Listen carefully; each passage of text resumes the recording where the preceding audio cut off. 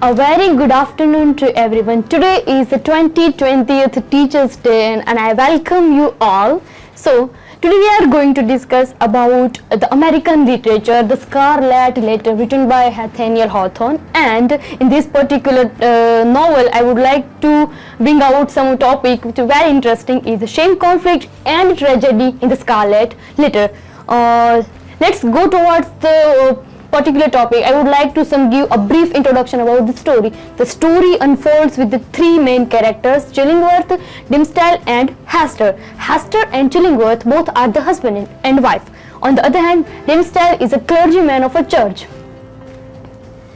Okay, so once the Chillingworth left the Hester for the purpose of a business or making a money, it means Hester lives alone in the city where the Dimmesdale is a clergyman. So once they fall in love with each other, and Hester have a baby from the Dimmesdale named Pearl. So when Chillingworth came to town and got his wife, as she is a mother of a girl child, and also she met the prison just because of she did extramarital affair with the other guy.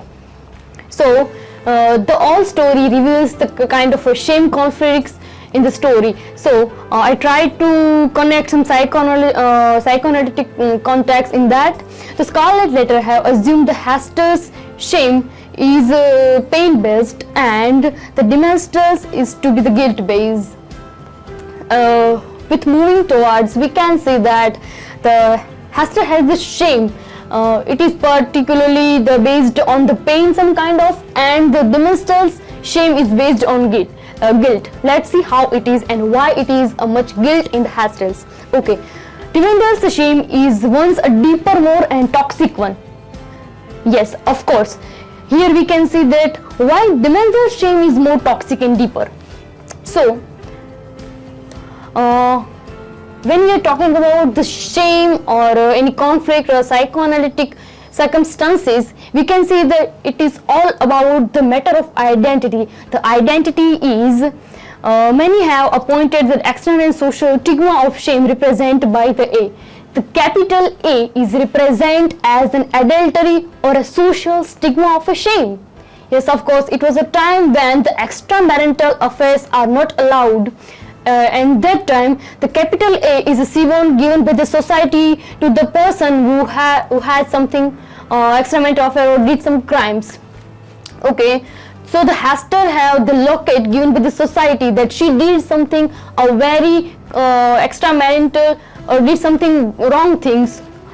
So when we see the Dimmesdale's shame, it is more about the super ego conflict. The super ego conflict is that he know that he is a father of Pearl, a baby girl, and the mother is Hester, but she is able to hide this truth from the society. It means he internally he got the pain and she has something external intensity of wrong feelings, and he is also afraid of social condemnation. So he has the guilt of some kind, which leads him towards the death. What makes the Dimmesdale's shame so unbearable? One of the most cardinal thing I see in this movie, see in this novel is that the unbearability of this strong feeling or a guilt from the side of Dimmesdale is truly the most sensitive part of the novel. Yes, just because of this intense feeling of wrong feelings and this guilt, he has some kind of super ego conflict, he has some kind of psychoanalytical disorders of his mind, and also it is about the shame can be the fundamental reaction of defense against the wrong feeling of it. On the other hand, in addition to the shameful ego ideas conflict, the intense feeling of itself generates the shame. Of course, it is generate the shame himself, because the intense feeling is about something guilt, wrong, that he committed something wrong, which is, it's okay, it is hidden from the society. He is able to hide this truth that he is a father of the Pearl and the lover of Hester. He is successfully hide this truth because what is about the internal guilt.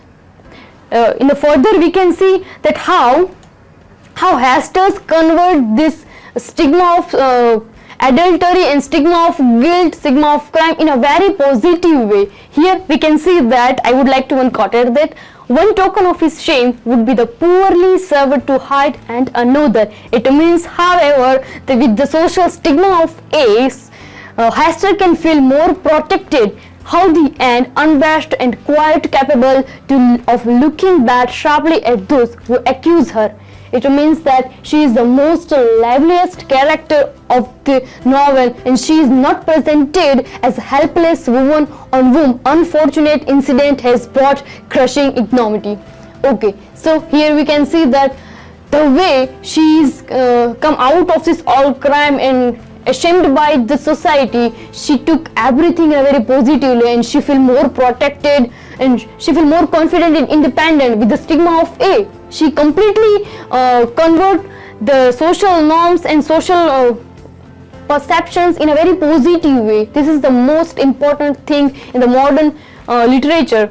We can say that the Hester is a more modern heroine of the modern literature. On the other hand, we can say that Dimmesdale's shame is more about unbearable, and it is truly a silent sears of his own deep heart. It means that he possesses the guilt in his heart. He cannot share anyone, or he's become the scapegoat on his own mind. Yes, literally, the Hester is the scapegoat about the society, but we can say that the Dimmesdale is also a scapegoat of his own feeling or own guilt. In the contrast, Hester is very incompassionate and very confident. So we can say that the Dimmesdale can only withdraw. For this, let's see the difference between real and reality. It means perhaps Hester's shame is defined as a more real because she accepts the truth that yes, she had or she did extramarital affair with Guy, and she has baby, okay, from the male which named Dimmesdale. But the reality for Dimmesdale is that he cannot share the truth just because of he's a man or he's a reputed clergyman of a church. So that he hides the truth, and the conflict is that he cannot easily express that feeling, and the reality is that he himself become the criminal of his own crime. This is the conflict. Okay, if here we can talk about the shame which is expressed by the Hester side, it is more protected. It can be put forward for all the importance to her connection to the Pearl. The way she protected Pearl, the way she is honest with the society. I'm talking about the Hester, okay, and her daughter named Pearl. So the way she is protecting, the way she is independently nurturing the child independently. She is alone. No male is with her. So we can say that in the patriarchal society, the social norm is about the male should be to protect the child. Male should be provide the all financial, emotional, and all the capacities of being. Okay. On the other hand, in the contrast, she is providing the whole nurturing and facilities as a being single or can be the independent woman, which these abilities we are lacking in the clergyman, we are lacking in the man here. Okay, the shame, conflict, tragedy, and representation. Towards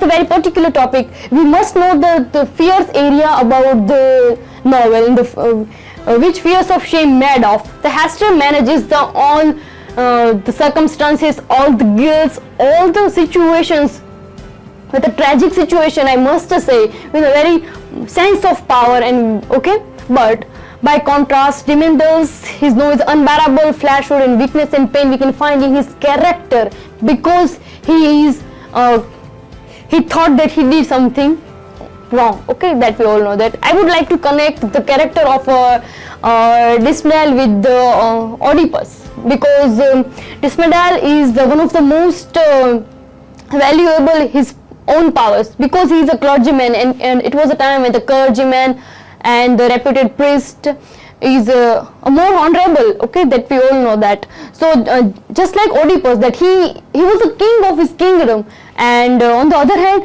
the undervalue of his relationship of Oedipus, that apart from his position that he is a king, but he also married with his own mother. That can be the most guilty circumstances for Oedipus, and the same way the Demeter did the same. The undervalue of his relationship, that he did the extramarital affair of a girl. So the characteristic of the both characters are nearly same, that he both did something according to the values of power and values of his relationship.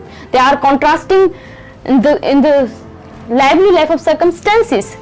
So we can see that the Scarlet Letter maybe includes the shame idealization, that what the ideal character would be, just like the Hester would be the ideal character of, instead of having the shame or social stigma of adultery, she converts the whole situation in a very idealistic way, and we can just shame the mentalization, symbolizing the mentalization, which Demeter still has, that instead of being, or apart from being a very reputed person, he is as protection, and shame is a mirror holding one's own shame as to the shame of others. It is a kind of a mirror.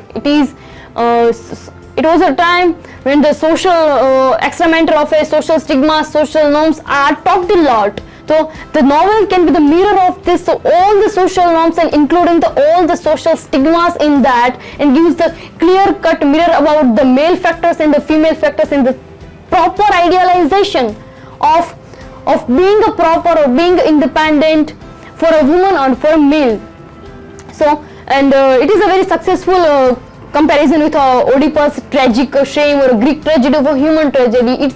It is indeed a human tragedy for Demeter, and at the end of the novel he met the death just because of guilt. Once he made a plan to run away with Demeter, and he wants to live anywhere happily, but at the end we don't know what happened with him, which kind of psychological factors forced him to commit this suicide in the front of society, just because of it would be guilt, it can be the any social forces, it can be psychological forces, anything, okay. So it is a human tragedy, and they both are unrecognizable and less unable characters, just like Oedipus and Demeter. So thank you very much. This is some conflicts, and this is what my video of the Teachers' Day. I hope you liked it. Thank you very much. Have a nice day.